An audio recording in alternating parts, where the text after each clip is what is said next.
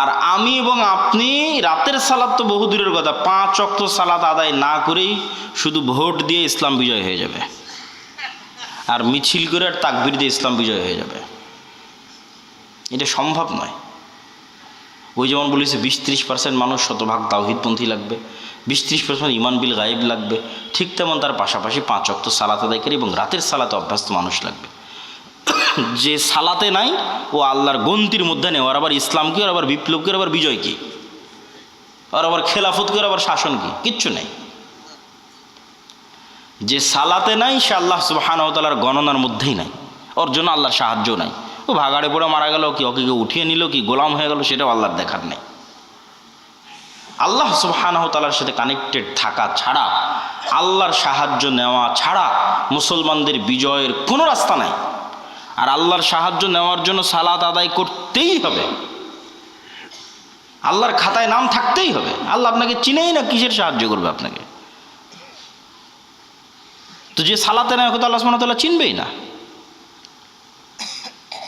সম্মানিত উপস্থিতি, এই জন্য সালাত মোস্ট পাওয়ারফুল, আর সালাতের মধ্যে সবচেয়ে পাওয়ারফুল হচ্ছে রাতের সালাত। আমরা যেমন আমাদের ফোন,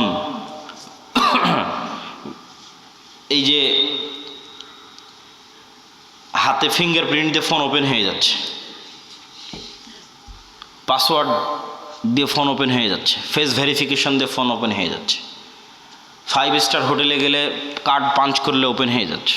তো এগুলো সব লক ওপেন হওয়ার সিস্টেম পৃথিবীতে। তো কল্পনা করেন যে আমরা পৃথিবীর অত্যাধুনিক প্রযুক্তির একটা দরজার সামনে দাঁড়িয়ে আছি। এর চেয়ে অত্যাধুনিক প্রযুক্তির দরজা পৃথিবীতে নাই। ওই দরজা ওপেন করতে হলে বিভিন্ন varieties type of password use করতে হয়। যেমন নির্ধারিত সময়ে আসতে হয়, নির্ধারিত সময় ছাড়া খোলে না। আবার নির্ধারিত ফরম্যাট ছবি, পিকচার ওখানে আপলোড করা আছে, ওইটার সাথে মিলতে হয়। আবার ওই প্রতিটা ফরম্যাটের সাথে নির্ধারিত সাউন্ড আছে, ওটাও মিলতে হয়। যেমন ধরেন আমি এই ফরম্যাটে দাঁড়ালাম, এটার সাথে একটা সাউন্ড আছে আলহামদুলিল্লাহ রাব্বিল আলামিন। রুকুর ফরম্যাটে দাঁড়ালাম, ওটার সাথে একটা সাউন্ড আছে সুবহান রাব্বিল আযীম। টাইম মিলতে হবে, ফরম্যাট মিলতে হবে, আওয়াজ মিলতে হবে, তারপরে ওই দরজাটা খুলবে, তার আগে দরজা খুলবে না। তো এইরকম সালাত এর চাইতেও টপ লেভেলের উন্নত প্রযুক্তি, যা রব্বুল আলামিনের সাহায্যের দরজা, রব্বুল আলামিনের সাথে যোগাযোগের দরজা উন্মুক্ত করে দেয় হচ্ছে সালাত। এই সালাত ছাড়া আমাদের বাঁচার কোনো রাস্তা নাই, সালাত ছাড়া আমাদের উদ্ধার হওয়ার কোনো রাস্তা নেই। 2 নম্বর হচ্ছে জিকির। জিকিরের মধ্যে সবচেয়ে গুরুত্বপূর্ণ হচ্ছে সকাল সন্ধ্যার জিকির। সকাল সন্ধ্যার জিকির দিয়ে আল্লাহ কোরআন পরিপূর্ণ করে রেখেছে, যদিও আমরা এটাকে খুবই অবহেলা করি। সকাল সন্ধ্যার জিকির।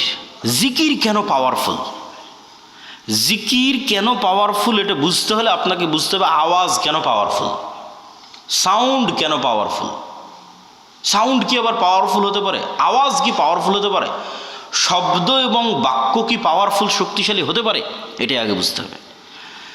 আজকের আধুনিক সভ্যতা টিকে আছে, এই যে ক্যামেরা, এই যে মোবাইল, কম্পিউটারের টিকে আছে এই আলোর তরঙ্গের মধ্যে ডাটা ট্রান্সফার করার ক্ষমতা, এটার উপর। আমি এখানে বলতেছি, আমার এই কথাটা আলোর মধ্যে দিয়ে এই মোবাইল হয়ে, নেটওয়ার্কের টাওয়ার হয়ে আমেরিকায় গিয়ে এখন বাজতেছে, ইউরোপ, সৌদি, কুয়েত, কাতার, ঢাকা, রাজশাহী থেকে এখনই বাজতেছে। তো এই যে এই আলো যে আমার এই কথা বহন করতে পারে, ডাটা ট্রান্সফার করতে পারে, এটা আমরা জানতাম না, মানুষ জানতো না, এটা আগে থেকেই ছিল।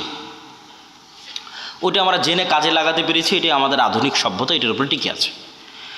আর একটা প্রযুক্তি যেগুলোর ধারে কাছে বিজ্ঞান নাই, কিন্তু এটা সবচেয়ে উন্নত প্রযুক্তির প্রযুক্তি, সেটা হচ্ছে শব্দভিত্তিক, আওয়াজ ভিত্তিক প্রযুক্তি, যেটার কিছু জ্ঞান আল্লাহ সুলাইমান আলাইহিস সালাতু ওয়াস সালামকে দিয়েছিলেন। কিছু জ্ঞান, যেমন আমি এতক্ষণ যে চিল্লাচ্ছি, আমি কিন্তু শব্দ এবং আওয়াজে উচ্চারণ করতেছি। এখানে যদি একটা চাইনিজ বসে থাকতো, ও খেলে আওয়াজই শুনতে পেত। আবার এখানে বসে যদি একটা চাইনিজ বক্তব্য দিত, আপনি খেলে আওয়াজই শুনতে পেতেন, তাই নয় কি? সেটাই। তাহলে ঠিক কোনো এক স্টাইলের আওয়াজ উচ্চারণ করলে ওই পিঁপড়াও বুঝবে, সেই স্টাইলের আওয়াজ আমি জানি না। কোনো এক স্টাইলের আওয়াজ উচ্চারণ করলে পাখিও বুঝবে, আমি জানি না। কোনো এক ফরম্যাটের আওয়াজ উচ্চারণ করলে গরু বুঝবে, আমি জানি না। আবার গরুর ওই ফরম্যাটের আওয়াজের কি অর্থ আমি জানি না, যেমন অন্য একটা ভাষা আমার কাছে গরুর আওয়াজের মতোই আওয়াজ মনে হয়, সেম। কিন্তু এই জ্ঞানটা আল্লাহ কাকে দিয়েছিলেন? সুলাইমান আলাইহিসসালামকে দিয়েছিলেন। এটাই সাউন্ড টেকনোলজি।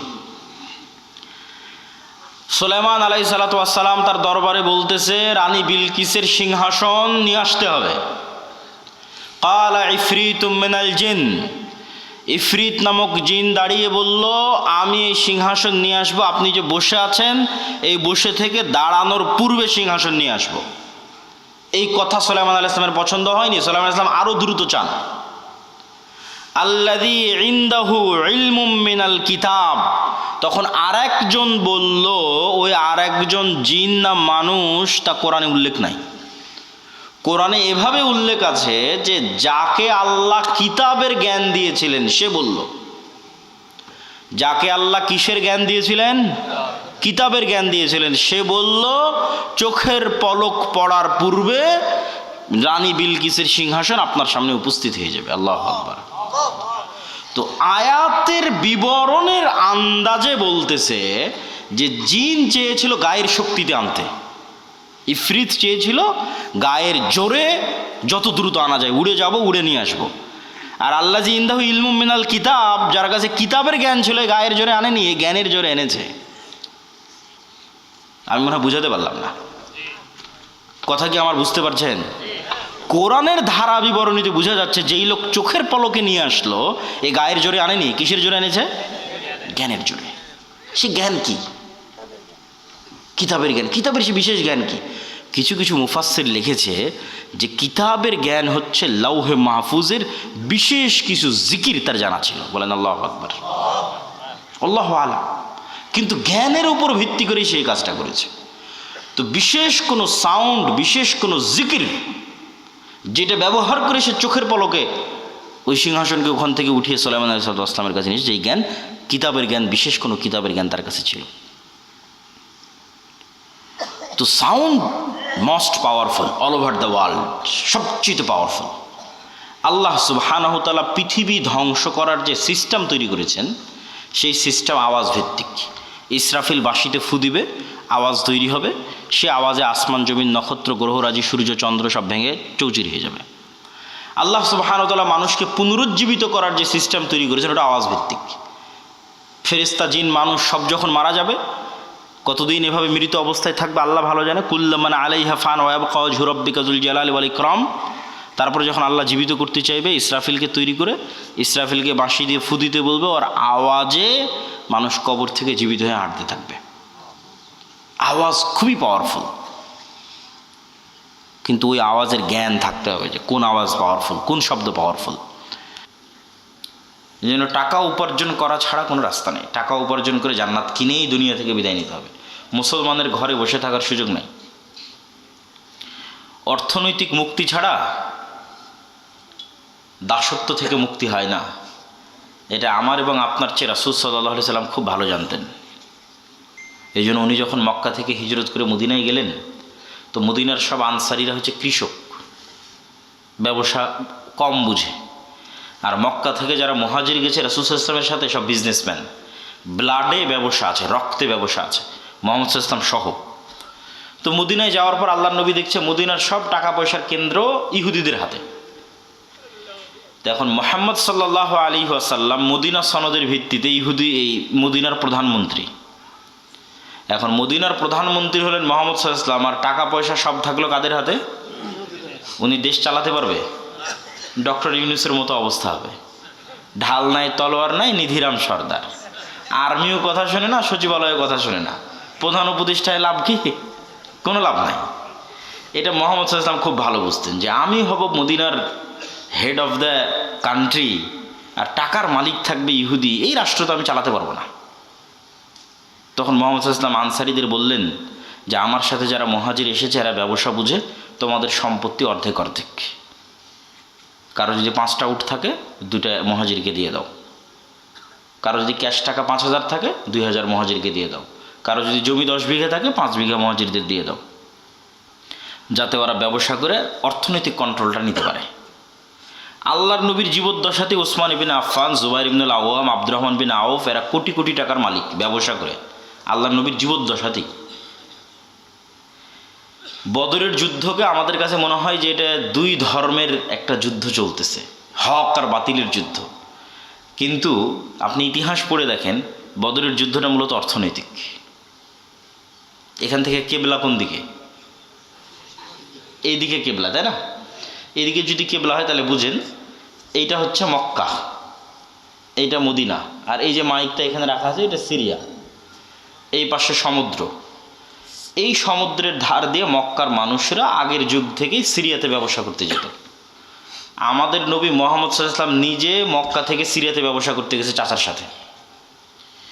এখন আল্লাহর নবী যখন মক্কা থেকে হিজরত করে মদিনায় গেলেন, মদিনায় যাওয়ার পরেই উনি বিজনেস রুট কাট অফ করে দিয়েছে মক্কার এই ব্যবসায়ীদের জন্য, ব্যবসায় বন্ধ। আবু সুফিয়ান কাফেলা নিয়ে ফেরত আসতে পারে না, ব্যবসায়িক কাফেলা নিয়ে আবু সুফিয়ান সিরিয়া থেকে ফেরত আসতে পারে না, মুহাম্মদ সাল্লাল্লাহু আলাইহি ওয়াসাল্লাম রাস্তা বন্ধ করে দিয়েছে। তখন তো মক্কার এই আবু জাহাল এবং যারা মক্কার কাফের মুশরিকদের মাথা নষ্ট, যে এই মদিনা রাষ্ট্র যদি স্থায়ী হয় তা আমাদের তো ব্যবসা বন্ধ হয়ে যাবে, আমরা খাবো কি? বিজনেস রুট ক্লিয়ার করার জন্য বদরের যুদ্ধ হয়েছে। এই জন্য বদরের যুদ্ধ মদিনায় হয়নি, সমুদ্রের ধারে হয়েছে। যে রাস্তা দিয়ে ব্যবসা হতো ওই বিজনেস রুট ক্লিয়ার করার জন্য বদরের যুদ্ধ হয়েছে। এটা টাকার যুদ্ধ, অর্থনীতির যুদ্ধ। তাহলে টাকার কি পরিমাণ গুরুত্ব বুঝেন, অর্থনীতির কি পরিমাণ গুরুত্ব। আজকে মুসলমানদের হাতে অর্থনৈতিক কন্ট্রোল নাই দেখেই তো মুসলমানেরা গোলাম। অর্থনৈতিক কন্ট্রোল ইহুদিদের হাতে দেখেই তো আমরা গোলাম। অর্থনৈতিক কন্ট্রোল আমেরিকার হাতে, ডলার ভিত্তিক যে অর্থনীতি, এটার কন্ট্রোল আমেরিকার হাতে দেখেই তো আমাদের কিছু করার নাই। তো আমি এই আলোচনা লম্বা করতে চাচ্ছি না। টাকার বিনিময়ে জান্নাত বিক্রি হবে এবং টাকা দিয়ে জান্নাত ক্রয় করতে হবে। এই জন্য মুসলমানদের উদ্যোক্তা হতেই হবে। মুসলমানরা চাকরিজীবী জাতি কোনোদিন ছিল না। এই ইউরোপীয় উপনিবেশ মুসলমানদের চাকরি শিখিয়েছে। মুসলমানরা ছিল মরুবিদুইন, যাযাবর, বিজনেসম্যান। নাহি মাকাম কি খুগ আর তবিয়তে আজাদ, হাওয়ায়ে সাইরে মিসালে নসিম পয়দা কর। যাই মুসলমানেরা, তোমরা নির্দিষ্ট কাজ আর নির্দিষ্ট এলাকার মুখাপেক্ষী নও। তোমরা তো সকালবেলার প্রবাহিত শীতল আবহাওয়ার মতো, যার কোনো সীমানা নাই, যার কোনো বর্ডার নাই। মুসলমান ব্যবসায়ীদের কোনো বর্ডার ছিল না। যত সাহাবীর জীবনী আছে তার 90% সাহাবী নিজ এলাকায় মারা যায়নি, নিজ দেশে মারা যায়নি। যে মক্কার ও মক্কায় মারা যায়নি, যে মদিনার ও মদিনায় মারা যায়নি। কে ইরাকে, কে সিরিয়ায়, কে ইয়েমেনে, কে আফগানিস্তানে, কে মরক্কোতে, কে আফ্রিকাতে, যে যেখানে পেরেছে সে সেখানে চলে গেছে। বিজনেস আর দাওয়াত, ব্যবসার দাওয়াত। জিন্দা কৌমো কা হি হে আলামত কে বদলতি রহতি হ্যাঁ উনকা শুভ শাম। আল্লামা ইকবাল লিখেছে, জীবিত কওমের এটাই চিহ্ন যাদের সকাল সন্ধ্যা পরিবর্তন হতে থাকে। যার সকাল সন্ধ্যা প্রত্যেক দিন একই রকম মতো মারা গেছে। সকালবেলা শুটবুট পরে অফিসে যায়, আবার বিকেলবেলা আসে, আবার সকালবেলা অফিসে যায়, আবার বিকেলবেলা আসে। তাহলে আর প্রতিদিনের সকাল সন্ধ্যা একই রকম। তাহলে এটা মৃত জাতি। আর মরু যাযাবর বিদুইন, আজ এখানে 5 দিন থাকলো গরু ছাগল উট নিয়ে, 5 দিন পর আবার 100 কিলোমিটার দূরে আরেক জায়গায় চলে গেছে। ওখানকার যুদ্ধ, ওখানকার পরিবেশ ভিন্ন। আবার দাওয়াত, আবার ব্যবসা নিয়ে আর এক এলাকায় চলে গেছে, সেখানকার পরিবেশ, সেখানকার সমস্যা ভিন্ন। আবার ওখান থেকে 1 বছর 2 বছর পর আবার আরেক জায়গায় চলে গেছে ব্যবসা দাওয়াত নেওয়ার। প্রত্যেক দিনের সকাল আর সন্ধ্যা পরিবর্তন হচ্ছে। এটা জীবিত জাতি, এটাই মুসলমান উম্মাহ। আর ইউরোপীয় উপনিবেশ এসে মুসলমানদের শেখালো তোমরা চাকরি করো, দিয়ে আমরা হয়ে গেলাম গোলাম। ব্যবসায়ী হতে হবে, টাকা ইনকাম করতে হবে, প্রচুর পরিমাণে মসজিদ মাদ্রাসায় টাকা দিতে হবে। আমি আগে মনে করতাম, বাংলাদেশ ছাড়ার আগে, ইউরোপ যাওয়ার আগে মনে করতাম যে আমরা মুসলমানেরাই মনে হয় বেশি দানের কথা বলি আর বেশি দান করি। ইউরোপ ঘোরার পর, ইংল্যান্ড ঘোরার পর আমার এই ভুল ধারণা ভেঙে গেছে। আমাদের চাইতে ওরা বেশি দান করে, ওরা বেশি ডোনেট করে।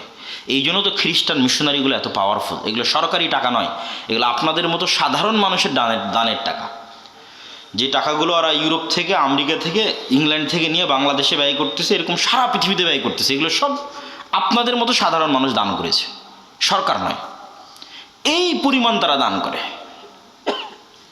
তো আমি সবার প্রতি উদাত্ত আহ্বান জানাবো যে আমরা আজকের এই প্রতিষ্ঠানে যে যতদূর সম্ভব আপনাদের স্বেচ্ছাসেবক যদি থাকে ভিতরে যাওয়ার জন্য বলে দেন। বৈঠকি দানে আমরা সবাই অংশগ্রহণ করি এবং আমি আমার বক্তব্যের মূল বিষয়বস্তুর দিকে এগিয়ে যাই। যে আমার বক্তব্যের মূল বিষয়বস্তু হচ্ছে গোলামি থেকে মুক্তির উপায়, দাসত্ব থেকে মুক্তির উপায়। আজকে মুসলমানদের যে গোলামি এবং দাসত্ব, এই গোলামি থেকে এবং এই দাসত্ব থেকে মুক্তির উপায় কি? আপনারা একটু 5 মিনিটের মধ্যে আপনাদের আদায়ের কাজটা শেষ করে ফেলেন। নিজ নিজ সবাই একটু নিজ নিজ জায়গা থেকে উঠে আশপাশ থেকে আদায় করে ফেলেন এবং সবাই অংশগ্রহণ করেন যে যতটুকু পারেন, এবং মূল বক্তব্যের দিকে মনোযোগী হন।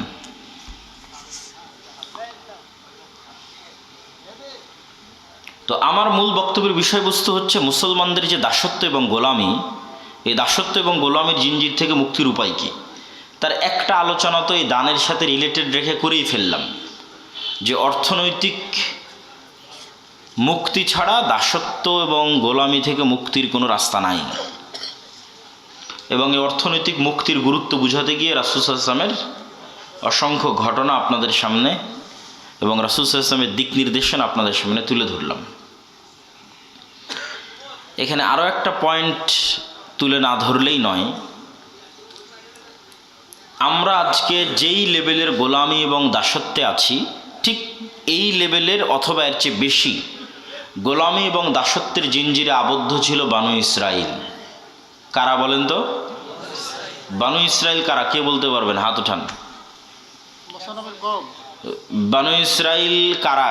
কে বলতে পারবেন? হাত উঠান। ইয়াকুব আলাইহিস সালামের বংশধর। জাযাকাল্লাহ খায়র। সুন্দর। ইব্রাহিম আলাইহিস সালাতু ওয়াস সালামের 2 ছেলে ইসহাক এবং ইসমাইল। 2 ছেলের নাম কি? ইসহাক এবং ইসমাইল। ইসমাইল থাকলো এই যে মক্কা এখানে ইন্ডিকেট করেছিলাম, ইসমাইল থাকলো এখানে, আর ইসহাক হচ্ছে ওই যে ফিলিস্তিনের জেরুজালেম। তো ইসমাইলের বংশে নবী একজনই, তার নাম মুহাম্মদ সাল্লাল্লাহু আলাইহি ওয়াসাল্লাম। এর আগে আর কোনো নবী আসেনি ইসমাইলের বংশে, আর পরেও আর নাই।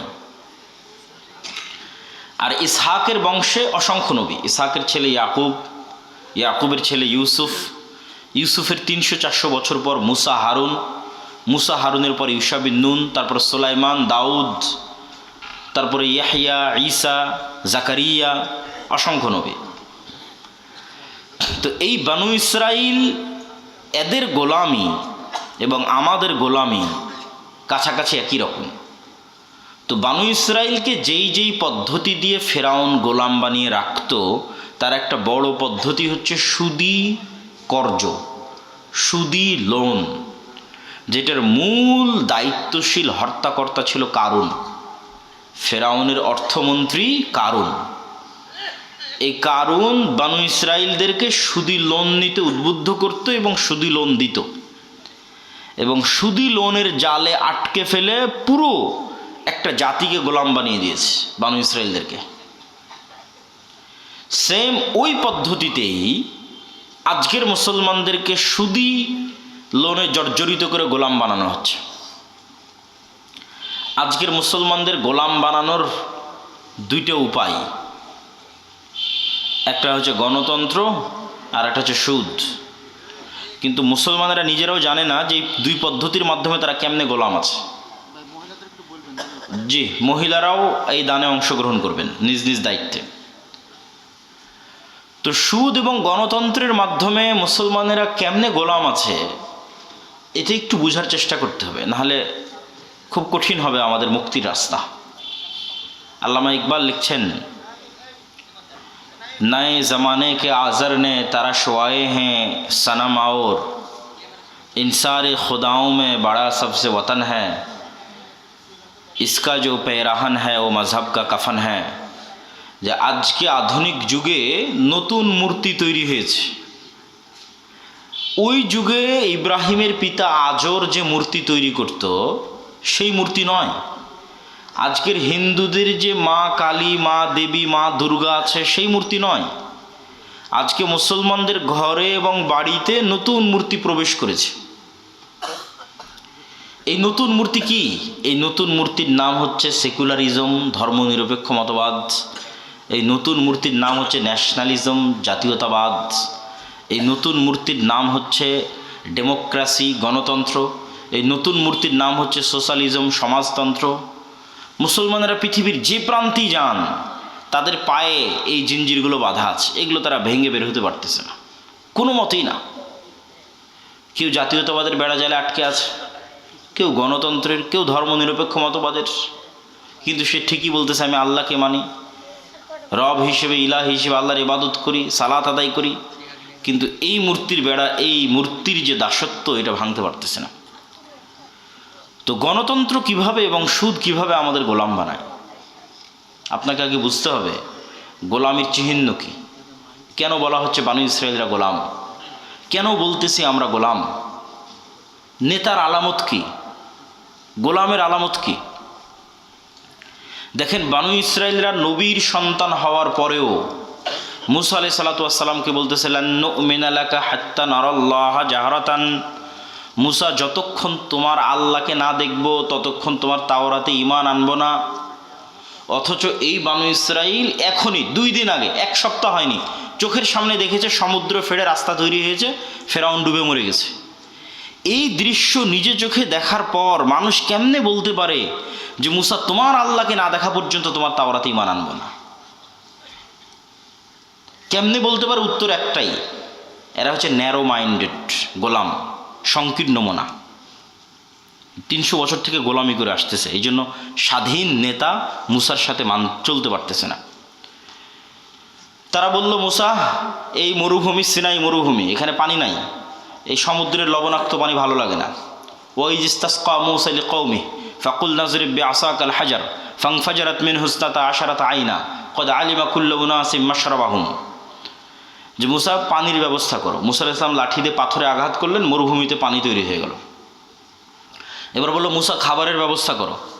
মুসা আলাইহিস সালাম আল্লাহকে বললেন জান্নাত থেকে মান্না এবং সালোয়া, বিশেষ পাখি, বিশেষ মাশরুম, যে বিশেষ মাশরুমের বর্তমান বাজার মূল্য কেজি প্রতি 5 লক্ষ টাকা গড়ে, এখন বাজার মূল্য। ওই বিশেষ মাশরুম আর পাখি জান্নাত থেকে আসতো, রাতের বেলা তাদের গাছের ডালে, তাদের বাড়ির চালে থাকতো ঝুলন্ত অবস্থায়।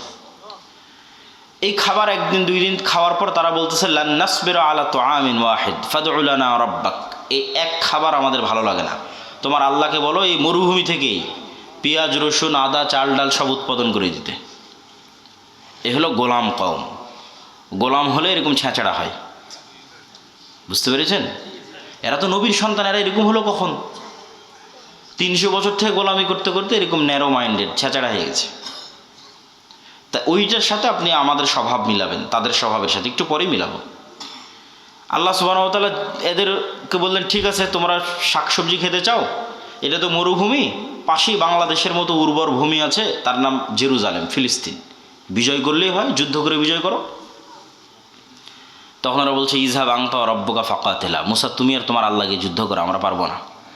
ইন্না ফিহা কওমান জাব্বারিন লান নাদখুলা ফিহা হাত্তা ইয়াখরুজু মিনহা, আরে ওখানে তো বিশাল দেহের অধিকারী জাব্বারিন কওম আছে, ওরা যতক্ষণ বের না হবে আমরা ততক্ষণ যাব না। আল্লাহ তাদের উপর আযাব নাজিল করলেন 40 বছরের, ইয়াতিহুনা ফিল আরদি 40 সানা, 40 বছর পাগলের মতো মরুভূমিতে ঘুরপাক খাও। 40 বছর পর ক্ষমা করে দেওয়া হলো, ইউশাবিন নুনের মাধ্যমে হাতে তওবা করে জেরুজালেম বিজয় হলো। আল্লাহ সূর্যকে থামিয়ে দিলেন, জেরুজালেম বিজয় করার তৌফিক দিলেন। এত 40 বছরের শাস্তি পাওয়ার পর আল্লাহ সুবহানাহু ওয়া তাআলা সূর্যকে থামিয়ে দিয়ে ওদের জেরুজালেম বিজয় দিচ্ছেন। তারপরে আল্লাহ ওদের বলতেছেন, যখন তোমরা এই শহরে প্রবেশ করবা তখন সুজ্জাদান, তখন মাথা নত করে সিজদা অবস্থায় প্রবেশ করবা, আর মুখে বলবা হিত্তাতুন নাগফির লাকুম, যদি হিত্তাতুন বলো, হিব্রু ভাষায় হিত্তাতুন মানে আস্তাগফিরুল্লাহ, তাহলে তোমাদের ক্ষমা করে দেবো। এরা আল্লাহর এত বড় নিয়ামত পাওয়ার পরও জেরুজালেমে যখন প্রবেশ করলো তখন পিছন আগে দিল, মাথা উপরে দিল, আর মুখে হিত্তাতুনের জায়গায় বললো হিনতাতুন। দাউদ এবং সুলাইমান আলাইহিস সালাতু ওয়াস সালামের যুগে আল্লাহ বললেন দাউদের কোরআন তেলাওয়াত শোনার জন্য শনিবারের দিন সমুদ্র এবং নদীর মাছেরা একত্রিত হয়, তোমরা শনিবারের দিন এই মাছগুলোকে ধরিও না। তারা বললো ঠিক আছে, শনিবারের দিন ধরবো না, মাছগুলোকে আটকে রেখে দিল, রবিবারের দিন ধরলো। যে আল্লাহ আপনি তো শনিবারের দিন ধরতে মানা করেছেন, শনিবারের দিন তো ধরিনি, মাছ আটকে রেখে দিয়ে কী বারে ধরেছে? তাহলে 2 নম্বরই বুদ্ধিতে 1 নম্বর না 2 নম্বর? না বাংলাদেশিদের চেয়ে বেশি না কম? এইবার মিলাতে পারবেন যে আমি যে বলতেছি যে গোলাম আমি, আপনি কেমনে গোলাম হচ্ছি সেটা বুঝতে পারবেন যে 2 নম্বর বুদ্ধিতে আমরা বাংলাদেশের আছি না নাই। এই হলো বানু ইসরাইল। 2 নম্বরই বুদ্ধি, ছেঁচড়ামি, মিথ্যা, চুরি, দুর্নীতি, ধোঁকা, এই জিনিসগুলো যার মধ্যে আছে সে এমনি গোলাম। তাহলে এই জিনিসগুলো কোথায় থেকে তৈরি হয়? ওটাই তো গোলাম তৈরির কারখানা। এবার আশা করি বুঝতে পেরেছেন, এটা তৈরি হয় গণতন্ত্র থেকে আর সুদী অর্থনীতি থেকে। কেমনে হয় সেটাও বুঝিয়ে দিচ্ছি, তাহলে আপনি বুঝবেন গণতন্ত্র হচ্ছে গোলাম তৈরির কারখানা। তো আমরা তো অলরেডি ব্রিটিশদের 190 বছর ঔপনিবেশিক শাসনে গোলাম ছিলামই। গোলামি করতে করতে আমাদের রক্তের মধ্যে 2 নম্বরই মিথ্যা ধোঁকা এগুলো মিশে গেছে। আমরা আর ওই গোলামির বেড়াজাল থেকে বেরিয়ে আসতে পারছি না। কেন? পূর্ণাঙ্গ স্বাধীনতা আমাদের হয়নি। 47 থেকে নিয়ে আজ পর্যন্ত 70-80 বছরে আমরা ব্রিটিশ কাঠামোর মধ্যেই আছি। Bangladesh army is a legacy of British army. এই বাংলাদেশ আর্মি পাকিস্তান আর্মির খণ্ডিত অংশ, Pakistan army Indian army, Indian army British army. ফলত ব্রিটিশ আর্মিতে যা rules and regulation and law ছিল তাই বাংলাদেশ আর্মিতে ফলো হয়, কোনো 19-20 নাই। তারপর আমাদের যে কোর্ট, এটা ব্রিটিশ কোর্ট, সেটাই হুবহু ফলো হয়। আমাদের সংবিধান, পুলিশ আইন সব ব্রিটিশ, শিক্ষা ব্যবস্থা ব্রিটিশ। তাহলে পূর্ণাঙ্গ স্বাধীনতা আসেনি, ওই ফরম্যাটের মধ্যেই আছে। তো গণতন্ত্র চাপিয়ে দেওয়া আছে আমাদের উপরে, যেন এখানে নেতা বের না হতে পারে। নেতা মানেই হচ্ছে সে 2 নম্বরে বেরোবে না, নেতা মানেই হচ্ছে সে মিথ্যার আশ্রয় নেবে না, নেতা মানেই হচ্ছে সে ধোঁকা দিবে না, নেতা মানেই হচ্ছে সে মাথা উঁচু থাকবে, মাথা বিক্রি করবে না, নেতা মানে সে টাকার কাছে মাথা নত হবে না, মানে সে কোনো প্রকার লিয়াজু লবিং 2 নম্বরই রাস্তার সাথে যার সম্পর্ক নাই, ও হচ্ছে রিয়াল হিরো, রিয়াল নেতা, প্রকৃত নেতা। নবীরা এরকম নেতা ছিল। তাহলে এইরকম নেতা তৈরির রাস্তা বন্ধ করতে হলে যেই রাস্তাতে লিয়াজু লবিং দুর্নীতি এগুলো শিখা যাবে সেটা ধরে রাখতে হবে, নাহলে তো সবাই নেতা হয়ে যাবে, সবাই উসমান হাদি হয়ে বসে থাকবে। তাহলে উসমান হাদি যেন না হতে পারে, তার জন্য গণতন্ত্র, ডেমোক্রেসি। তাহলে কি হবে? এক দল আর এক দলের বিরুদ্ধে তো বলবেই, একই আসনের মনোনয়ন প্রার্থী 6 জন 7 জন 10 জন, একজন আর একজনের চেয়ে মনোনয়নটা কে নিয়ে আসতে পারবে তার জন্য লিয়াজু লবিং, টাকা পয়সার লেনদেন, মিথ্যা ধোঁকা, দুর্নীতি, দুর্নাম সব অবলম্বন করে তারপরে মনোনয়ন পেয়েছে। এগুলো অবলম্বন না করলে মনোনয়ন পাবে না, ঘরে বসে থেকে মনোনয়ন পাবে না। ওকে 2 নম্বর রাস্তার মধ্যে যেই মনোনয়ন নিতে হয়েছে। তাহলে এই 2 নম্বর রাস্তা দিয়ে যে মনোনয়ন নিয়ে আসলো, তো আগেই গোলাম হয়ে বসে আছে। কালচার, গণতন্ত্র ওকে কি বানিয়ে দিল? গোলাম বানিয়ে দিল। তাহলে এখন এই পদ্ধতির মধ্যে মনোনীত 300 এমপি যদি নির্বাচিত হয়ে ক্ষমতায় আসে, যদি মিনিস্টারও হয়, প্রাইম মিনিস্টারও হয়, এরা স্বাধীন না এরা গোলাম? এত আসতে বললেন যে এরা স্বাধীন না গোলাম? গোলাম এমপি, গোলাম মন্ত্রী, গোলাম প্রাইম মিনিস্টার, গোলাম কান্ট্রি। কেননা ও স্বাধীনতার মূল বেসিক ক্রাইটেরিয়া পূরণ করতে পারেনি, তো বানু ইসরাইল 2 নম্বর রাস্তা অবলম্বন করে এসেছে। তাহলে যে 2 নম্বর রাস্তা অবলম্বন করে বড় হয়েছে, ওকে আমি আমেরিকা, আমি ভারত বলবো, বাবা তুই যা দুর্নীতি চুরি চামারি কর, কোনো সমস্যা নাই। বাংলাদেশের মানুষ যেদিন 36শে জুলাইয়ের মতো পিটুনি দিবে, পালিয়ে ভারতের আমেরিকায় চলে আসবি, সব টাকা পয়সা আমাদের এখানে পাঠাবি, কোনো সমস্যা নেই। তাহলে বাংলাদেশ এমন একটা গাভী, যেই গাভীর অসংখ্য দুধ, কিন্তু এই দুধ এই দেশে থাকে না, সব পাচার হয়ে বিভিন্ন দেশে চলে যায়। তাহলে এই দুধ যেন পাচার হয়, এর জন্য তো ওইরকম নেতাই তৈরি করা লাগবে, দুর্নীতিবাজ নেতাই তো তৈরি করা লাগবে। দুর্নীতিবাজ নেতা কী থেকে তৈরি হবে? গণতন্ত্র যদি না থাকে। গণতন্ত্র যদি না থাকে তাহলে তো দুর্নীতিবাজ নেতা তৈরি হবে না। আর ওসমান হাদিদের মতো নেতা যারা মেরুদণ্ড বিক্রি করে না, যারা লবিং লিয়াজু করে না, যারা সত্য এবং ন্যায়ের উপর অটল থাকে, এরা তো হুমকি। এরা আধিপত্যবাদীদের জন্য হুমকি, সাম্রাজ্যবাদীদের জন্য হুমকি। এরা তো বাংলাদেশের পক্ষের, এটা তো বিক্রি হয় না, এটাই তো নেতা, এরা তো বানু ইসরাইল নয়। ওই রকম নেতা যদি বের হয়ে আসেও এই গণতন্ত্রের বেড়াজাল দিয়ে, তাহলে এই যে ওসমান হাদির মতো হত্যা করে উড়িয়ে দিবে। বাংলাদেশের মানুষ কত অসহায়, যে বাংলাদেশের 90% মানুষ একটা রাজনৈতিক দল খুঁজে পায় না যে তার কথা তার মতো করে বলতে পারবে। এই ওসমান হাদি একজন ছিল যে বাংলাদেশের মানুষের কথা বাংলাদেশের মানুষের মতো করে বলতে পারত। এই ছেলেটা চলে যাওয়ার পর আর কেউই নাই, এত অসহায় বাংলাদেশের মানুষ। কেন কেউ নাই? ওই যে সবাইকে যে সেটিং করতে হচ্ছে, সবাইকে যে লিয়াজু লবিং করে আসতে হচ্ছে, তাহলে সে কেমনে আপনার কথা বলতে পারবে? যদি বিক্রি হয়ে আসতেছে, লিয়াজু লবিং করে আসে আপনার কথা বলতে পারবে না, গোলাম হয়ে আসতেছে। তাহলে কি অসহায়ত্ব আমাদের দেখেন। তো এই গোলামির কালচার কন্টিনিউ করার জন্য একটা ওয়ে হচ্ছে গণতন্ত্র, আর একটা ওয়ে হচ্ছে সুদ। কেন সুদ? রাসূলুল্লাহ সাল্লাল্লাহু আলাইহি ওয়াসাল্লাম বলছেন, আল্লাহুম্মা ইন্নী আউযুবিকা মিনাল মা'সামি ওয়াল মাগরাম। আল্লাহ লোন থেকে বাঁচতে চাই। বহু দোয়া আছে, গালাবাতিদ দাইনি, জালঈদ দাইনি ওয়া গালাবাতির রিজাল। হে আল্লাহ, ঋণের বোঝা থেকে এবং মানুষের আধিপত্য থেকে বাঁচতে চাই। তো কেন আল্লাহর নবী এত ঋণের বোঝা এবং লোনের বোঝা থেকে বাঁচতে চাইতেন? সাহাবীরা রাসূলুল্লাহ সাল্লাল্লাহু আলাইহি ওয়াসাল্লামকে জিজ্ঞেস করলে উনি উত্তরে বললেন যে যেই দিন থেকে মানুষ লোন নেওয়া শুরু করে ওই দিন থেকে মানুষ মিথ্যা বলা শুরু করে। মা এবং বোনেরা যদি আজকে যারা উপস্থিত আছে তারা যদি কিস্তির সাথে জড়িত হয়ে থেকে থাকে তাহলে তারা খুব ভালোভাবে জানে যে কিস্তির টাকা সময় মতো পরিশোধ না করার জন্য কী পরিমাণ মিথ্যার আশ্রয় তাদের নিতে হয়, কী পরিমাণ মিথ্যা এবং ধোঁকা এবং বাহানার আশ্রয় তাদের নিতে হয়। তাহলে ওই যখনই ওই মিথ্যার মধ্যে চলে গেলেন, ধোঁকার মধ্যে চলে গেলেন, তখন আপনি আপনার আত্মসম্মান আত্মমর্যাদা বিক্রি করে দিলেন। আপনি আর আপনার পেটে আর কখনো স্বাধীন সন্তান ওই সুলতান সালাহুদ্দিন আইয়ুবী, মোহাম্মদ বিন কাসেম, খালিদ ইবনুল ওয়ালিদ, তারিক বিন জিয়াদ আর এই যুগের ওসমান হাদি এরা জন্ম নেবে না। বিক্রি হওয়া মস্তিষ্ক জন্ম নেবে টাকার কাছে। তাহলে ওটাও গোলাম তৈরির কারখানা। সুদ এমন ভয়ঙ্কর নিজাম যে পাকিস্তানের মতো একটা রাষ্ট্র পারমাণবিক শক্তির মালিক। কিসের পারমাণবিক শক্তির মালিক? পাকিস্তানের বাপেরও ক্ষমতা নেই নিজের ইচ্ছায় ওই পারমাণবিক বোমের সুইচের বাটন দাবাবে। কেননা ও তো নিজেই কোটি কোটি টাকা IMF ওয়ার্ল্ড ব্যাংকের কাছে কর্জ করে রেখেছে। তা IMF ওয়ার্ল্ড ব্যাংক আমেরিকা আর মানে পাকিস্তানের আব্বা আমেরিকা যতক্ষণ অর্ডার পারমিশন না দিবে ততক্ষণ ওই দাবাতেই পারবে না ওই পারমাণবিক বোমের সুইচ। তাহলে এই বড় বড় রাষ্ট্রগুলো গোলাম হয়ে আছে কিসের কাছে? সুদী অর্থনীতির কাছে, সুদী লোনের কাছে। আর এই বেড়াজাল আপনি ভাঙতে পারবেন না, এই সুদী বেড়াজাল আর এই গণতন্ত্রের বেড়াজাল ঈমান বিল গায়ব এবং তাওহীদ এই দুটার সংমিশ্রণ ছাড়া। ঈমান বিল গায়ব এবং তাওহীদের সংমিশ্রণ ছাড়া ভাঙতে পারবেন না। কিভাবে আপনাকে বুঝিয়ে বলি। ঈমান বিল গায়বের একটা বড় পাঠ হচ্ছে পরকাল, পরকালমুখী জীবন ব্যবস্থা, বস্তুবাদী নয়, দুনিয়ামুখী নয়। কল্পনা করেন আজকে এই পুরো বাংলাদেশের মানুষ আন্দোলন মিছিল মিটিং ভোট করে আমাকে প্রধানমন্ত্রী বানিয়ে দিল। কল্পনা করেন আমি কালকে বললাম বাংলাদেশে আজ থেকে ইসলামী আইন চলবে। আমার এই ঘোষণার পরেই ভারত এবং আমেরিকা বাংলাদেশকে অর্থনৈতিকভাবে বয়কট করবে না? করবে না? করবে। যেমন ইরানকে বয়কট করেছে, যেমন ভেনেজুয়েলার প্রধানমন্ত্রীকে উঠিয়ে নিয়ে চলে গেছে, তো বয়কট করবে।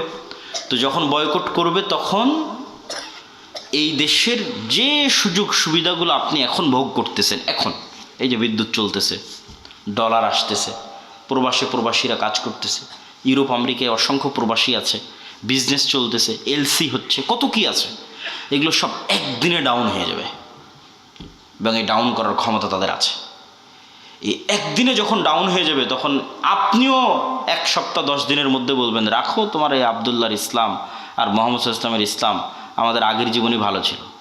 কারেন্ট নাই, বিদ্যুৎ নাই, AC নাই, ফ্রিজ নাই, ডলার নাই, টাকা নাই, পয়সা নাই, কিসের ইসলাম? তখন আপনি আবার পরের দিন আন্দোলন মিছিল মিটিং করে নামিয়ে দেবেন। তাহলে অন্তত এই দেশের 20% মানুষ যতক্ষণ এই বিশ্বাসের উপর অটল না হবে যে পরকাল আসল, কিসের দুনিয়া, কাদের মতো? আসহাবুল উখদুদ সূরা বুরুজের ওদের মতো। ওয়ামা নাকামু মিনহুম ইল্লা ইউমিনু বিল্লাহিল আজিজিল হামিদ। পুরো একটা সম্প্রদায় আগুনের মধ্যে ঢুকে যাচ্ছে যে আমার সামনে জ্বলন্ত আগুন, এটা আগুন নয়, এটা জান্নাত। বলেন আল্লাহু আকবার। আর পিছনে যে আমার শান্তির বাড়িঘর আছে ওখানে জাহান্নামের আগুন জ্বলতেছে। ওরা দেখতে পাচ্ছে যে ওখানে জাহান্নামের আগুন জ্বলতেছে, ওটাকে ওরা বাড়িঘর হিসেবে দেখতে পায়নি। ওখানে দেখতে পাচ্ছে ওখানে জাহান্নামের আগুন জ্বলতেছে, আমি ওখানে গেলে পুড়ে মরে যাব। আর যে সামনে জ্বলন্ত আগুন, এটা তো জান্নাত। অন্তত 20 থেকে 30% মানুষের ঈমান যতক্ষণ ওই লেভেলে না যাবে ততক্ষণ কিসের আপনি ইসলাম কায়েম করবেন? সম্ভব নয়। বাংলাদেশের মানুষই এতটা দুর্নীতিগ্রস্ত, এতটা বস্তুবাদ, এতটা দুনিয়াবাদীর সাথে আক্রান্ত, এরা আপনাকে টিকতে দিবে না। সম্ভব নয়। প্রত্যেকটা রন্ধ্রে রন্ধ্রে টাকার পাগল, ক্ষমতার নেশাগ্রস্ত লোকজন আছে।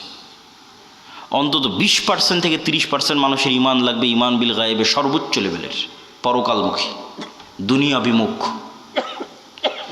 আর 20 থেকে 30% মানুষের লাগবে পূর্ণাঙ্গ তাওহীদ। আল্লামা ইকবাল লিখেছেন এ দৌর আপনি বারাহিম কি তালাশ মে হ্যাঁ, যে আজকের যুগের মুসলমানদের সকল সমস্যার সমাধানের একটাই রাস্তা, এই যুগের ইব্রাহিম লাগবে। এই যুগের ইব্রাহিম কোথায়? আজ থেকে 5000 বছর আগে ইব্রাহিম আলাইহিস সালাম এসেছিল পূর্ণাঙ্গ শতভাগ তাওহীদে বিশ্বাসী। ওই পূর্ণাঙ্গ শতভাগ তাওহীদে বিশ্বাসী ইব্রাহিম কোথায়? আজকের মুসলিম উম্মার মধ্যে ওই ইব্রাহিম লাগবে। তাহলে মুসলমানদের মুক্তির যাত্রা শুরু হয়ে যাবে। হ্যাঁ, আপনাদের মতো যারা আহলে হাদিস এবং সালাফি আছে তারা বড় শিরক বড় বেদাত থেকে অনেকটাই মুক্ত, কিন্তু পূর্ণাঙ্গ শতভাগ তাওহীদের অনুসারী নয়। কিভাবে এটা আপনাকে বুঝিয়ে বলি যে কেমনে আপনি পূর্ণাঙ্গ শতভাগ তাওহীদের অনুসারী নন। ঠিক আছে, আপনি কবর মাজারে গিয়ে সিজদা দেন না, তাবিজ কবজ ব্যবহার করেন না, কিন্তু এই আপনি বিড়ি সিগারেটে আসক্ত। তাহলে যখন আপনি বিড়ি সিগারেটে আসক্ত তখন আপনার ইলাহ ওই বিড়ি সিগারেট। আমি বলি না, আল্লাহ নিজে কোরআনে বলেছে যে তার নফস ইলাহু হাওয়া, তার ইলাহ হচ্ছে তার নিজের অন্তরের কামনা। ঠিক আছে, আপনি কবরকে ইলাহ মানেননি, কিন্তু ইলাহ তো আপনার নিজের নফসকে বানিয়ে রেখেছে। ইলাহ তো কোনো অবৈধ প্রেমিকাকে বানিয়ে রেখেছে, ইলাহ তো টাকার নেশাকে বানিয়ে রেখেছে, ইলাহ তো ক্ষমতার নেশাকে বানিয়ে রেখেছে। ওই টাকার জন্য আপনি সব করতে পারেন, হালাল হারামের বাস বিচার নাই। ওই ক্ষমতার জন্য আপনি সব করতে পারেন, ওই নারীর জন্য সব করতে পারেন, মনের প্রবৃত্তি পূরণ করার জন্য সব করতে পারেন। তাহলে তো আপনি শতভাগ তাওহীদপন্থী নন। তাহলে তো আপনি ইব্রাহিম আলাইহিসসালাতু ওয়াসসালামের মতো হতে পারলেন না, যে ইব্রাহিম আলাইহিসসালাম এবং ইসমাঈল আলাইহিসসালাম আসলামা ওয়া তাল্লাহু লিল জাবিন, নিজের ইচ্ছার বিরুদ্ধে গিয়ে সন্তানকে জবাই করতেছে, আর সন্তান নিজের ইচ্ছার বিরুদ্ধে গিয়ে জবাই হওয়ার জন্য রাজি হয়ে যাচ্ছে। কেন? সিদ্ধান্তটা আল্লাহর। এটা হলো শতভাগ তাওহীদ, যে আল্লাহর সিদ্ধান্তের সামনে পরিপূর্ণ আত্মসমর্পণ। তাহলে শতভাগ তাওহীদপন্থী 20% থেকে 30% মানুষ, আর ঈমান বিল গায়েবে সর্বোচ্চ স্তরের 20 থেকে 30% মানুষ হওয়া ছাড়া পূর্ণাঙ্গ ইসলামী বিপ্লব সম্ভব নয়। এই দাওয়াত আজকে আমি দিচ্ছি না, এই দাওয়াত শাহ ইসমাইল শহীদ দিয়ে গেছে আজ থেকে 100-150 বছর আগে। ওনার একটাই দাওয়াত ছিল যে আমাদের পূর্ণাঙ্গ ইসলামী বিপ্লবের আগে মানুষকে শতভাগ পূর্ণাঙ্গ তাওহীদে বিশ্বাসী হতে হবে, নাহলে পূর্ণাঙ্গ ইসলামী বিপ্লব সম্ভব নয়। শতভাগ তাওহীদে বিশ্বাসী এবং ঈমান বিল গায়বে ইয়াকিন আছে এরকম 20 থেকে 30% মানুষ লাগবে পুরো বাংলাদেশের। তাহলে এর উপর ভিত্তি করে পূর্ণাঙ্গ ইসলামী বিপ্লব কায়েম হবে। পূর্ণাঙ্গ ইসলামী বিপ্লবের সকল ক্রাইটেরিয়া রেডি আছে, শুধু ওই রকমের যোগ্য মানুষ নাই। তারপরে কি লাগবে? তারপরে আরো দুটো জিনিস লাগবে। এক, আমি পূর্ণাঙ্গ তাওহীদপন্থী মানুষ, ঠিক আছে, আমি পূর্ণাঙ্গ ঈমান বিল গায়ব অর্জন করলাম, ঠিক আছে, কিন্তু নেতা হওয়ার জন্য আরো দুটো জিনিস লাগে। ওই দুটো জিনিস পূরণ না করতে পারলে নেতা হতে পারবেন না। একটা হচ্ছে আল্লাহ সুবহানাহু ওয়া তাআলা এই পৃথিবী যেই ফাংশনের উপর ডেভেলপ করেছে ওই ফাংশন আপনাকে ইউজ করতেই হবে। তো এই পৃথিবীতে নেতা হওয়ার ফাংশন হচ্ছে জ্ঞান এবং শিক্ষা, এটা আল্লাহই দিয়ে রেখেছে। এখন এই জ্ঞান এবং শিক্ষার বাটন যদি ইহুদি খ্রিস্টান চাপে তাও ওরা নেতা হয়ে যাবে। এই জ্ঞান শিক্ষার বাটন যদি হিন্দু ডোম চামার মেথর মুচির চাপে ওরা নেতা হয়ে যাবে। আল্লাহ কখনো তার রুলস ভাঙেন না। এখন এই নাটোর, এই এলাকার নাম কি? নাটোর সাধুপাড়া, এই অঞ্চলের যুবকেরা যদি মদ বিড়ি cigarette TikTok video YouTube BPL IPL জুয়া online betting Free Fire PUBG এগুলো নিয়ে ব্যস্ত থাকে, আর ওইদিকে ইসরায়েলের ইহুদি আর ইউরোপ আর আমেরিকার খ্রিস্টান ওরা যদি জ্ঞান অর্জনে ব্যস্ত থাকে ওদের সন্তানেরা, আল্লাহ বলবেন না, আল্লাহ তার রুলস ব্রেক করে বলবেন না যে ইহুদি খ্রিস্টান তোরা থাম, তোদের নেতা বানাবো না, আমার নাটোরের কিছু মদখোর জুয়াখোর বান্দা আছে ওদের নেতা বানাবো। এইটা আল্লাহ করবেন না। নেতা হতে হলে গোলামির জিঞ্জির আপনাকে নিজে হাতেই ভাঙতে হবে, সেটা জ্ঞান এবং শিক্ষা। জ্ঞান এবং শিক্ষায় সর্বোচ্চ স্তর অর্জন করার চেষ্টা ছাড়া নেতা হওয়ার আর কোনো রাস্তা পৃথিবীতে নাই। নেতা হওয়ার এই রাস্তা আল্লাহ নির্ধারণ করেছে। তলুতকে আল্লাহ বলছেন বাস্তাতাং ফিল ইলমি ওয়াল জিসম, যে আমি তলুতকে বানু ইসরাইলের নেতা বানিয়েছি, জ্ঞানে বড় তাই, জ্ঞানে বেশি তাই। আদমকে ফেরেশতা এবং জিনের উপর শ্রেষ্ঠত্ব দিয়েছি, জ্ঞানে বেশি তাই। আল্লাহ সুবহানাহু ওয়া তাআলা নিজের রুবুবিয়ত এবং উলুহিয়তের চ্যালেঞ্জ দিয়েছেন তার জ্ঞান দিয়ে। সবার চেয়ে অসীম জ্ঞানের অধিকারী তিনি। তাহলে শক্তিশালী হওয়ার নেতা হওয়ার রাস্তা জ্ঞান, যে গ্রহণ করবে সে নেতা হবে, আল্লাহ বাধা দিবেন না। আর মুসলমান যদি গ্রহণ না করে কি করার বলেন? কিছুই করার নেই। তাহলে 3 নম্বর রাস্তা হচ্ছে জ্ঞান অর্জন করতে হবে। 4 নম্বর রাস্তা সত্যবাদিতা এবং ন্যায়পরায়ণতায় অটল থাকতে হবে, পাহাড়ের মতো। যেটা দিয়ে আলোচনা শুরু করেছি যে 2 নম্বরই ধোঁকাবাজি, এগুলো যে গণতন্ত্র এবং সুদ থেকে আসে, ওটার বিপরীতটাই হচ্ছে সত্যবাদিতা ন্যায়পরায়ণতায় অটল থাকা। ওসমান হাদিদের মতো। কিন্তু মুসলমানদেরকে আমরা ইসলামটা বুঝাতেই পারলাম না। বাংলাদেশের OC, DC, SP, AC land, sub registrar, সচিবালয়ে কত সচিব বসে আছে। আমরা তো বাহির থেকে তো এসে আর আমাদের কেউ গোলাম করতেছে না, আমাদের লোকজনই তো গোলাম, বাংলাদেশের নাগরিকেরাই তো গোলাম, বাহির থেকে এসে কেউ গোলাম করতেছে না তো।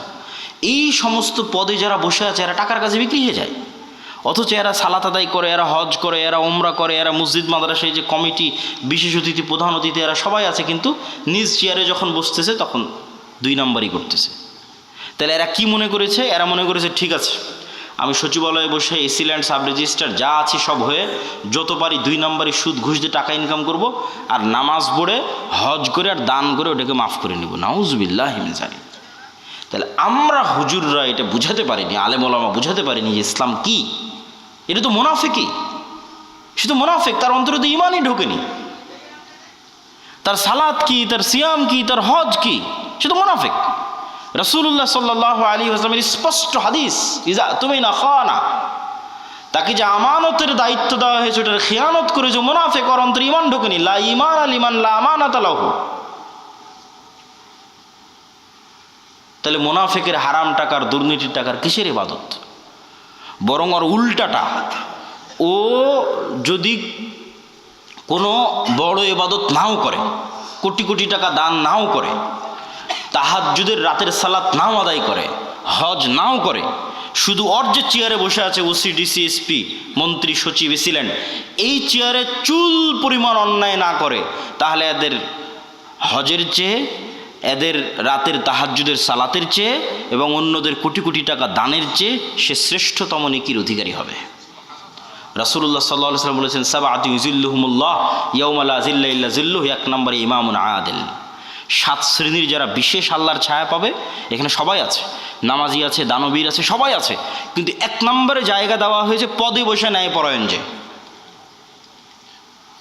ও তো এমনি সবচেয়ে বড় নেকির কাজ করে, ওর জন্য তো এমনি জান্নাত। ও তো আল্লাহর গুণে গুণান্বিত হয়েছে।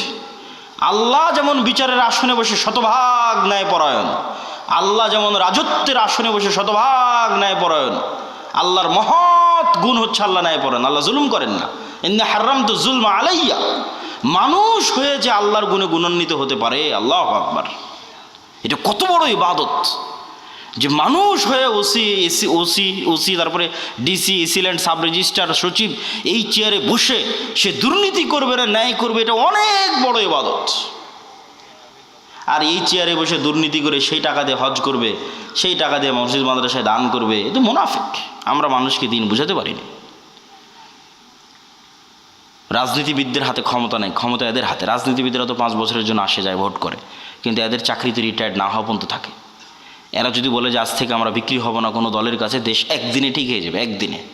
তো এরা কাদের ঘরের সন্তান? আমাদের ঘরের সন্তান, আমাদের ছেলে মেয়ে।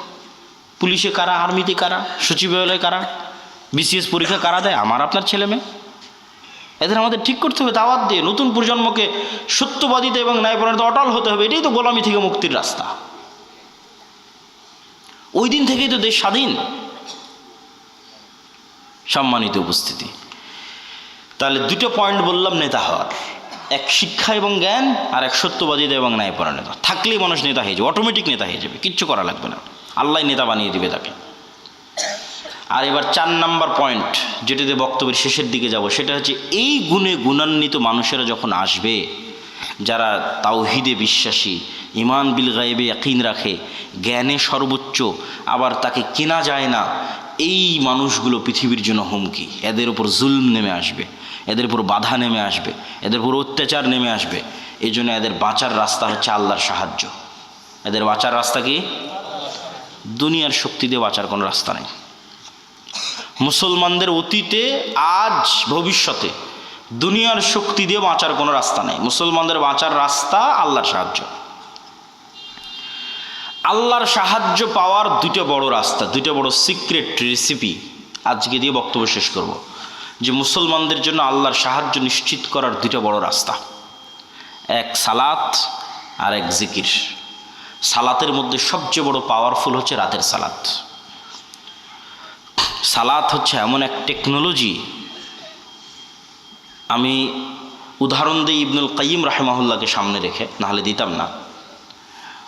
আমরা যেমন এখানে বসে থেকে হাজার হাজার কিলোমিটার দূরে থাকা আমেরিকার কোনো টিচারের কাছে অনলাইনে ক্লাস করতেছি, অথবা এখান থেকে 100 কিলোমিটার দূরে থাকা ঢাকার কোনো টিচারের কাছে অনলাইনে ক্লাস করতেছি, তো পাসওয়ার্ড লগ ইন দিয়ে যখন ক্লাসে জয়েন করি তখন দুইজনে লাইভ সেশন, টিচারও যুক্ত হয়েছে, স্টুডেন্টও যুক্ত হয়েছে লাইভ সেশনে, কানেক্টেড। তো আজকের ইন্টারনেট, আজকের মোবাইল দিয়ে মানুষ হাজার কিলোমিটার দূরে থাকা টিচারের সাথে, মানুষের সাথে লাইভ কানেক্টেড হচ্ছে, লাইভ কথোপকথন করতেছে। তো সালাত এটার চেয়ে তো হাজারো লক্ষ কোটি গুণ উন্নত লেভেলের প্রযুক্তি, যা দুনিয়াতে থাকা মানুষকে 7 আসমানের উপরে থাকা রব্বুল আলামিনের সাথে লাইভ কানেক্টেড করে দেয় সরাসরি। মানুষ যখন সালাতে দাঁড়ায় এবং চোখ যখন সিজদার দিকে, অন্তর যখন আল্লাহর দিকে নিবদ্ধ, তখন রব্বুল আলামিনও তার মুখোমুখি হয়ে যান। দুনিয়াতে থেকে 7 আসমানের সাথে সরাসরি লাইভ কথোপকথনের প্রযুক্তি হচ্ছে সালাত। এই জন্য নবীরা সবসময় সালাতের আশ্রয় নিয়েছে। সূর্যগ্রহণে সালাত, চন্দ্রগ্রহণে সালাত, বৃষ্টি প্রার্থনায় সালাত, জানাজায় সালাত, বিপদ আপদে সালাত, রাতে সালাত। রাসূলুল্লাহ সাল্লাল্লাহু আলাইহি ওয়াসাল্লাম বদরের যুদ্ধের আগের দিন লম্বা রাতের সালাত আদায় করেছেন। আবু বকর রাদিয়াল্লাহু তাআলা আনহু বলছেন, কাফাকা মুনাশাদাতাকা রাব্বাক, হে রাসূলুল্লাহ, হে আল্লাহর নবী, আপনি নবী হয়ে আল্লাহর কাছে এত মোনাজাত করা লাগে, এত দোয়া করা লাগে, যথেষ্ট হয়েছে, বাস, আর করার দরকার নাই, আল্লাহ তো আপনাকে এমনি সহযোগিতা করবে। তাহলে কি পরিমাণ লম্বা রাতের সালাত মুহাম্মদ সাল্লাল্লাহু আলাইহি ওয়াসাল্লাম আদায় করেছেন, আর কি পরিমাণ দোয়া আল্লাহ সুবহানাহু ওয়া তাআলার কাছে করেছেন, যে আবু বকর রাদিয়াল্লাহু তাআলা আনহুর মতো সাহাবী এই দোয়ায় ক্লান্ত হয়ে গেছে, রাতের সালাতে ক্লান্ত হয়ে গেছে। তাহলে এখন বুঝেন মুহাম্মদ সাল্লাল্লাহু আলাইহি ওয়াসাল্লাম আমার, আপনার এবং আবু বকর রাদিয়াল্লাহু তাআলা আনহুর চেয়ে বেশি জানতেন যে কাল বদরের যুদ্ধে দুনিয়ার শক্তি দিয়ে আমার বিজয় সম্ভব নয়। কাল বদরের যুদ্ধে আমাকে জিততে হলে কার সাহায্য লাগবে? আল্লাহর। আর আল্লাহর সাহায্য পেতে হলে আমাকে রাতের সালাতে দাঁড়াতে হবে। তাহলে পৃথিবীর সর্বশ্রেষ্ঠ রাসূল, সর্বশ্রেষ্ঠ মানুষ আল্লাহর সাহায্য নেবেন, এই জন্য রাতে ঘন্টার পর ঘন্টা রব্বুল আলামিনের সামনে দাঁড়িয়ে আছেন। আর আমি এবং আপনি রাতের সালাত তো বহু দূরের কথা, 5 ওয়াক্ত সালাত আদায় না করেই শুধু ভোট দিয়ে ইসলাম বিজয় হয়ে যাবে, আর মিছিল করে আর তাকবীর দিয়ে ইসলাম বিজয় হয়ে যাবে, এটা সম্ভব নয়। ওই যেমন বলেছে 20-30% মানুষ শতভাগ তাওহীদপন্থী লাগবে, 20-30% ঈমান বিল গায়েব লাগবে, ঠিক তেমন তার পাশাপাশি 5 ওয়াক্ত সালাত আদায়কারী এবং রাতের সালাতে অভ্যস্ত মানুষ লাগবে। যে সালাতে নাই ও আল্লাহর গন্তির মধ্যে নেই, ওর আবার ইসলাম কি, ওর আবার বিপ্লব কি, ওর আবার বিজয় কি, ওর আবার খেলাফত কি, ওর আবার শাসন কি, কিচ্ছু নেই। যে সালাতে নাই সে আল্লাহ সুবহানাহু ওয়া তাআলার গণনার মধ্যেই নাই, ওর জন্য আল্লাহর সাহায্য নাই। ও ভাগাড়ে পড়ে মারা গেল কি, ওকে কেউ উঠিয়ে নিল কি, গোলাম হয়ে গেল, সেটাও আল্লাহর দেখার নেই। আল্লাহ সুবহানাহু ওয়া তাআলার সাথে কানেক্টেড থাকা ছাড়া, আল্লাহর সাহায্য নেওয়া ছাড়া মুসলমানদের বিজয়ের কোনো রাস্তা নাই। আর আল্লাহর সাহায্য নেওয়ার জন্য সালাত আদায় করতেই হবে, আল্লাহর খাতায় নাম থাকতেই হবে। আল্লাহ আপনাকে চিনেই না, কিসের সাহায্য করবে আপনাকে? তো যে সালাতে নেয় ওকে তো আল্লাহ সুবহানাহু ওয়া তাআলা চিনবেই না। সম্মানিত উপস্থিতি, এই জন্য সালাত মোস্ট পাওয়ারফুল, আর সালাতের মধ্যে সবচেয়ে পাওয়ারফুল হচ্ছে রাতের সালাত। আমরা যেমন আমাদের ফোন, এই যে হাতে ফিঙ্গারপ্রিন্ট দিয়ে ফোন ওপেন হয়ে যাচ্ছে, পাসওয়ার্ড দিয়ে ফোন ওপেন হয়ে যাচ্ছে, ফেস ভেরিফিকেশন দিয়ে ফোন ওপেন হয়ে যাচ্ছে, 5 স্টার হোটেলে গেলে কার্ড পাঞ্চ করলে ওপেন হয়ে যাচ্ছে। তো এগুলো সব লক ওপেন হওয়ার সিস্টেম পৃথিবীতে। তো কল্পনা করেন যে আমরা পৃথিবীর অত্যাধুনিক প্রযুক্তির একটা দরজার সামনে দাঁড়িয়ে আছি, এর চেয়ে অত্যাধুনিক প্রযুক্তির দরজা পৃথিবীতে নাই। ওই দরজা ওপেন করতে হলে বিভিন্ন varieties type of password use করতে হয়। যেমন নির্ধারিত সময়ে আসতে হয়, নির্ধারিত সময় ছাড়া খোলে না। আবার নির্ধারিত ফরম্যাট ছবি, পিকচার ওখানে আপলোড করা আছে, ওইটার সাথে মিলতে হয়।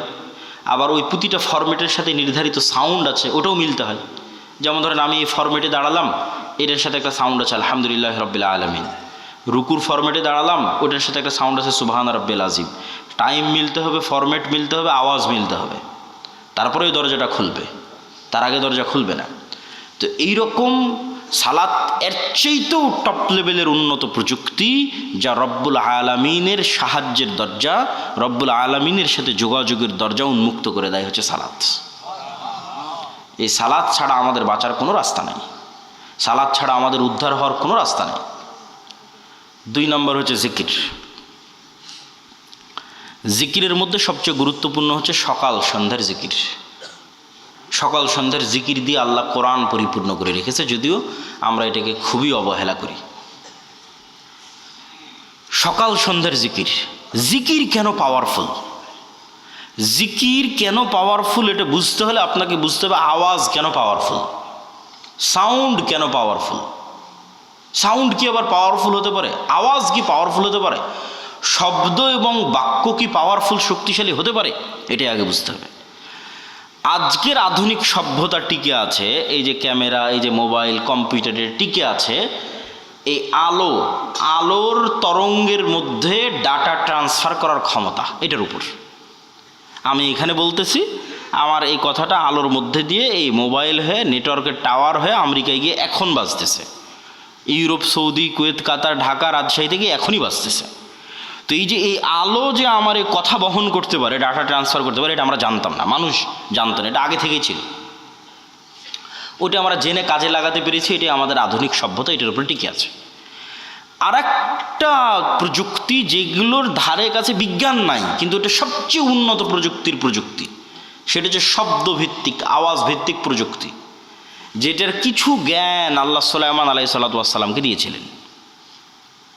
কিছু জ্ঞান, যেমন আমি এতক্ষণ যে চিল্লাচ্ছি, আমি কিন্তু শব্দ এবং আওয়াজে উচ্চারণ করতেছি। এখানে যদি একটা চাইনিজ বসে থাকতো, ও খেলে আওয়াজই শুনতে পেত।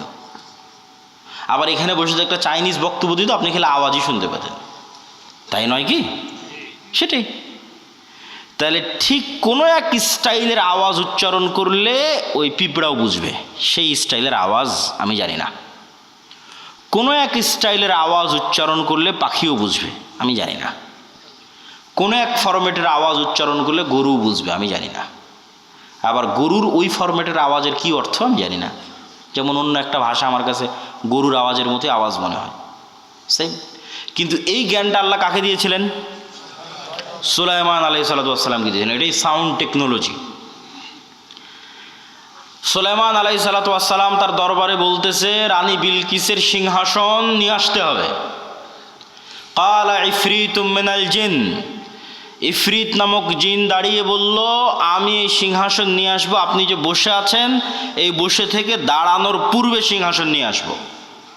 এই কথা সুলাইমান আলাইহিস সালামের পছন্দ হয়নি। সুলাইমান আলাইহিস সালাম আরো দ্রুত চান। আল্লাযী ইনদাহু ইলমুম মিনাল কিতাব, তখন আরেকজন বলল, ওই আরেকজন জিন না মানুষ তা কোরআনে উল্লেখ নাই। কোরআনে এভাবে উল্লেখ আছে যে যাকে আল্লাহ কিতাবের জ্ঞান দিয়েছিলেন সে বলল। যাকে আল্লাহ কিসের জ্ঞান দিয়েছিলেন? কিতাবের জ্ঞান দিয়েছিলেন। সে বলল, চোখের পলক পড়ার পূর্বে রানী বিলকিসের সিংহাসন আপনার সামনে উপস্থিত হয়ে যাবে। আল্লাহু আকবার। তো আয়াতের বিবরণের আন্দাজে বলতেছে যে জিন চেয়েছিল গায়ের শক্তিতে আনতে, ইফরিত চেয়েছিল গায়ের জোরে যত দ্রুত আনা যায়, উড়ে যাব, উড়ে নিয়ে আসবো। আর আল্লাযী ইনদাহু ইলমুম মিনাল কিতাব, যার কাছে কিতাবের জ্ঞান ছিল, গায়ের জোরে আনেনি, জ্ঞানের জোরে এনেছে। আমি মনে হয় বুঝাতে পারলাম না কথা, কি আমার বুঝতে পারছেন? কোরআনের ধারা বিবরণীতে বোঝা যাচ্ছে যেই লোক চোখের পলকে নিয়ে আসলো, এই গায়ের জোরে আনেনি, কিসের জোরে এনেছে? জ্ঞানের জোরে। সে জ্ঞান কি? কিতাবের জ্ঞান। কিতাবের সে বিশেষ জ্ঞান কি? কিছু কিছু মুফাসসির লিখেছে যে কিতাবের জ্ঞান হচ্ছে লাউহে মাহফুজের বিশেষ কিছু জিকির তার জানা ছিল। বলেন আল্লাহু আকবার। আল্লাহু আলাম। কিন্তু জ্ঞানের উপর ভিত্তি করে সেই কাজটা করেছে। তো বিশেষ কোনো সাউন্ড, বিশেষ কোনো জিকির যেটা ব্যবহার করে সে চোখের পলকে ওই সিংহাসনকে ওখান থেকে উঠিয়ে সুলাইমান আলাইহিস সালামের কাছে নিয়েছে, যেই জ্ঞান কিতাবের জ্ঞান, বিশেষ কোনো কিতাবের জ্ঞান তার কাছে ছিল। তো sound most powerful all over the world, সবচেয়ে পাওয়ারফুল। আল্লাহ সুবহানাহু ওয়া তাআলা পৃথিবী ধ্বংস করার যে সিস্টেম তৈরি করেছেন, সেই সিস্টেম আওয়াজ ভিত্তিক। ইসরাফিল বাঁশিতে ফু দিবে, আওয়াজ তৈরি হবে, সে আওয়াজে আসমান জমিন নক্ষত্র গ্রহরাজি সূর্য চন্দ্র সব ভেঙে চৌচির হয়ে যাবে। আল্লাহ সুবহানাহু ওয়া তাআলা মানুষকে পুনরুজ্জীবিত করার যে সিস্টেম তৈরি করেছেন, ওটা আওয়াজ ভিত্তিক।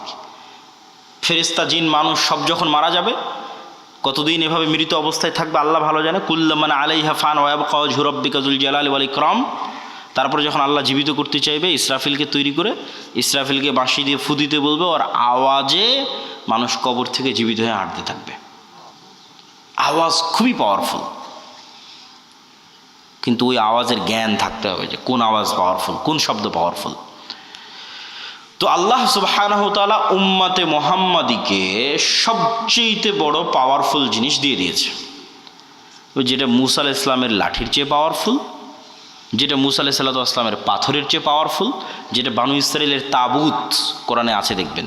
এই তাবুত এখন এই ইহুদিরা খুঁজে পাগলের মতো, কোথায় সেই তাবুত? এরা মনে করে যে এই মসজিদে আকসার মাটির নিচে তাবুত রাখা আছে।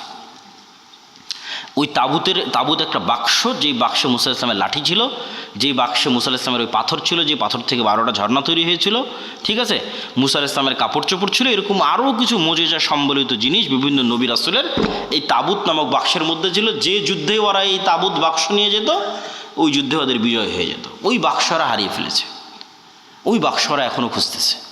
তো ওই তাবুত বাক্সের চেয়ে আর ওই মূসা আলাইহিস সালামের লাঠির চেয়ে আর ঈসা আলাইহিস সালামের হাতের মাধ্যমে যে মানুষ জীবিত হয়ে যেত, সেটার চেয়ে মোস্ট পাওয়ারফুল জিনিস হচ্ছে এইটা।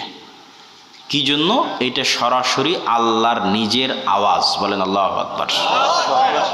কোরআন সরাসরি আল্লাহ সুবহানাহু ওয়া তাআলার নিজের সাউন্ড, আল্লাহর শব্দ, আল্লাহর বাক্য, যা জিবরাইল হয়ে মুহাম্মদ সাল্লাল্লাহু আলাইহি ওয়াসাল্লাম হয়ে আমাদের পর্যন্ত পৌঁছেছে। আল্লাহু আকবার। আর আল্লাহ সুবহানাহু ওয়া তাআলার শব্দ এবং বাক্যের চেয়ে পাওয়ারফুল কিছু নাই পৃথিবীতে।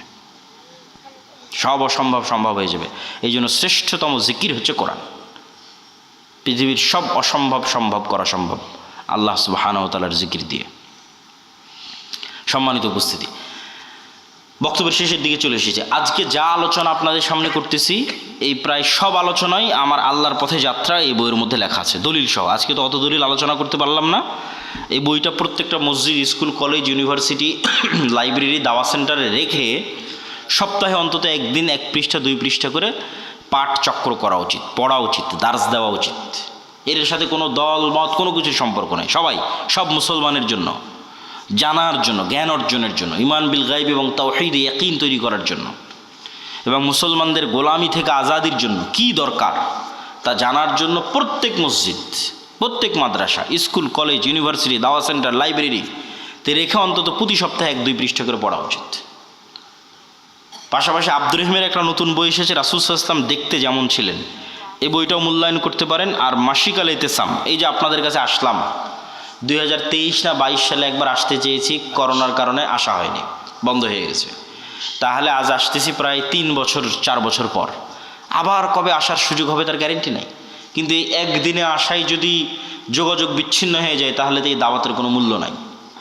এই সম্পর্কটা হতে হবে স্থায়ী, আর স্থায়ী হওয়ার সবচেয়ে বড় মাধ্যম হচ্ছে মাসিক আল ইতিসাম।